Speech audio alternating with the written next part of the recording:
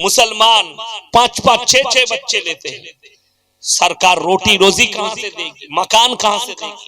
আর আমাদের দেশের কিছু গন্ড মূর্খ মুসলমান আছে, কলকাতায় বসে আছে একজন নাজিয়া ইলাহি খান। আমি দেখলাম কিছু ছেলে ফুরফুরা থেকে একজন আমাকে মেসেজ করেছে হোয়াটসঅ্যাপে, তোমাদের মতো মৌলবি সরকারের কাছে বিক্রি হয়ে গেছে, তাই তোমরা চুপচাপ বসে আছো কেন?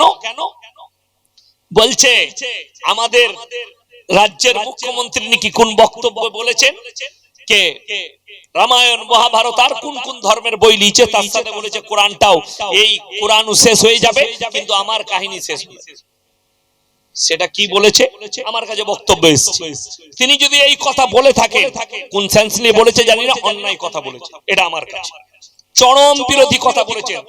তার ভুল স্বীকার করা দরকার যে আমার দ্বারা মিস্টেক হয়েছে, কিন্তু বড় কষ্ট লাগে, এটা তোমার গায়ে কানে ঢুকলো, এটা তোমার মাথায় ঢুকলো। আর একজন বলছে আমার উপরে কলমা না পড়লে মুসলমানের নামাজ হবে না, আমার উপরে দরুদ না পড়লে নামাজ হবে না, আমার জলসায় যদি কেউ না আসে সে কাফের হয়ে যাবে, তার যে জানাজা পড়াবে সেও কাফের। তার উপরে কি ফতোয়া দিবে এটা আমি জানতে চাই। যে বলছে আমার উপরে দরুদ না পড়লে, আমার উপরে দরুদ না পড়লে কারোর নামাজ হবে না, তার উপরে কি ফতোয়া দিবে আমি জানতে চাই। বড় কষ্ট লাগে, মানুষ আবেগে বলে, মানুষ আবেগে বলে ফেলে। আর একজনকে দেখলাম মেদিনীপুরে তমলুকে, দেবাংশু না কি নাম আছে, তার জন্য আবেগে বলেছে দেবাংশু আল্লাহর অংশ। আরে এরা মূর্খ, এদের কাছে দিন নাই। বাত্তি যে স্টেজে মুসলমান আছে তাকে তো উল্টা ধরাতে হবে। আল্লাহর কসম করে বলছি, আমাকে মুখ্যমন্ত্রী স্টেজে রাখুন, এরকম ভাষা বললে আমি শওকতের বাটা সঙ্গে সঙ্গে আমি চার্জ করে দেব। ওইখানে স্টেজে কেউ নাই, কত মৌলবি বসে থাকে, কত দাড়িওয়ালা বসে থাকে, কত টুপিওয়ালা বসে থাকে, তাদের প্রতিবাদ করা দরকার। আপনার এই ভাষা মিস্টেক হয়েছে, আপনি মিস্টেক করেছেন। আমার ভাই শুনেলেন, ওই জন্য ভয় খাবার কিছু নাই। ইসলামকে পৃথিবীর কোনো ক্ষমতা নাই শক্তির মিটাবে। সকলে জোরে একবার বলুন নারায়ে তাকবীর, আরো জোরে বলুন নারায়ে তাকবীর। ইসলামের বুনিয়াদ আর বেঈমান কাফেরের মেহনত হচ্ছে সর্বপ্রথম ইসলামকে মিটাতে গেলে মাদ্রাসা মিটাও, উলামা মিটিয়ে দাও, দিন মিটে যাবে এদের কাছে।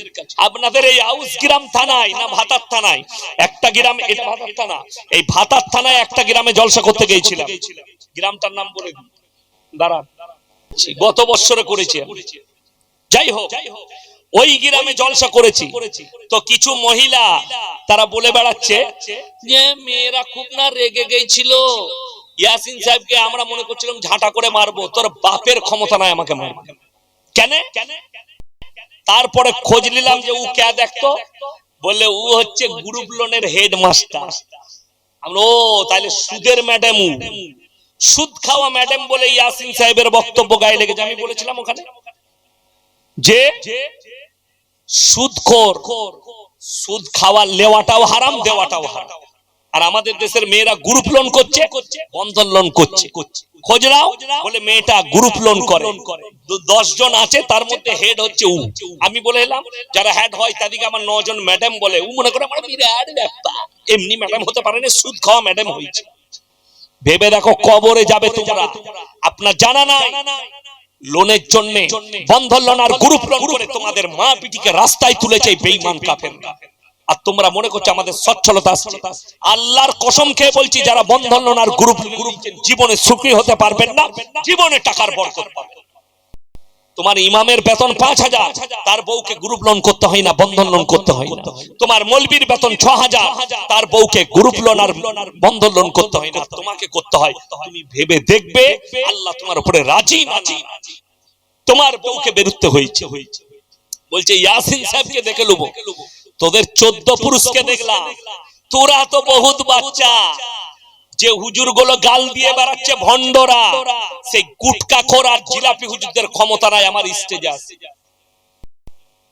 তাদের বুকের উপরে চেপে বায়ান করে আসছি আমি, তাদের বুকে ঢুকে বায়ান করে আসছি, তাদের ক্ষমতা নাই যে ইয়াসিন সাহেবের কাছে আছি। জানে আজকে মানুষ কতটা নিচে নেমেছে? আমাকে বলতে হবে না, এদের থেকে বড় হারামখোর কেউ আছে পৃথিবীতে? একটা অমুসলিম ভাই, একটা হিন্দু ভাই তারা তাদের ধর্ম পালন করলে পুজোর সময় তারা তাদের গান বাজনা তাদের ধর্মে যা আছে তাই করে। মুসলমানরা অভিযোগ করে এত গান বাজাচ্ছে হিন্দু ভাইরা, আমাদের নামাজের ক্ষতি হচ্ছে। তারা তাদের ধর্ম পালন করলে তোর নামাজের ক্ষতি, আর তোর ঘরের পাশে মুসলমান মুমিন বেটার বিয়েতে মুখে দাড়ি রেখেছে, হারামখোর নামাজ পড়ে বেটার বিয়েতে গান বাজাচ্ছে, মুখে দাড়ি রেখেছে, হারামখোর বিটির বিয়ে দিচ্ছে, গান বাজনা হিজড়ে নাচাচ্ছে, রং খেলছে। এই কথাগুলো বললেই তো আমি খারাপ বলবো। তাহলে আপনি বলছেন দ্বীনি শিক্ষা অর্জন করা ফরজ। কতটা ফরজ?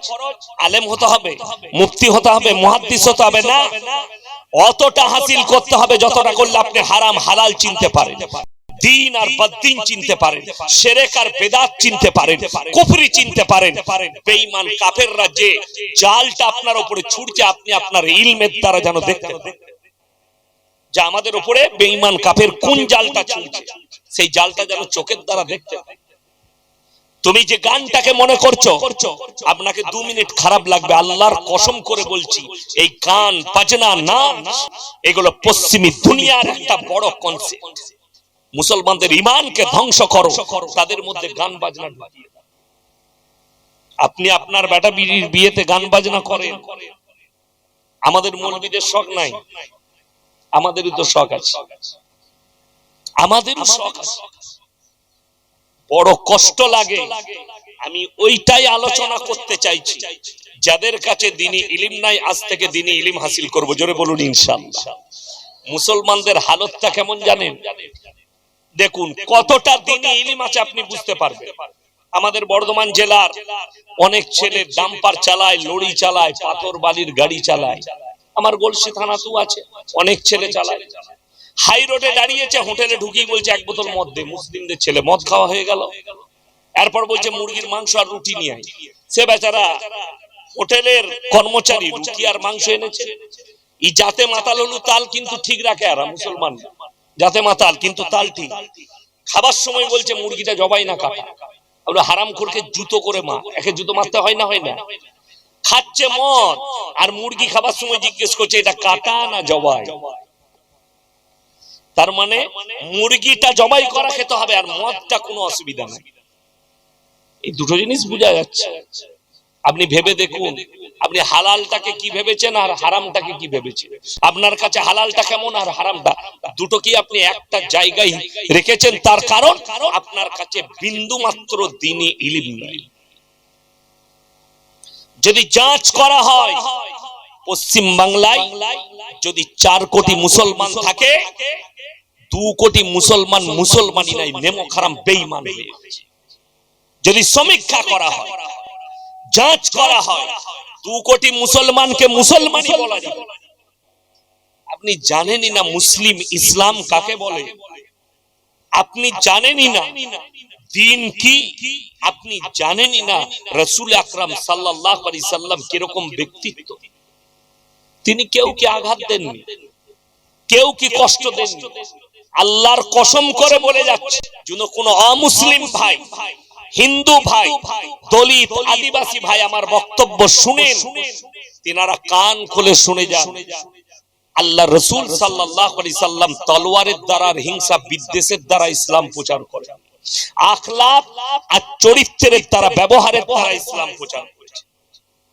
আর আপনার আমার ব্যবহার আপনি নিজে লক্ষ্য, আপনার চরিত্র আপনি লক্ষ্য করুন না, কোনো অসুবিধা নাই, আপনি বুঝতে পারবেন যে আমার আখলাক মিলছে, সাহাবীদের আদর্শের সঙ্গে মিলেছে, আপনি তাহলে বুঝতে পারবেন। আজকে এইটাই বুঝাতে চাইছি, দ্বীনে ইলম তার গুরুত্ব আপনি দিতে পারেন।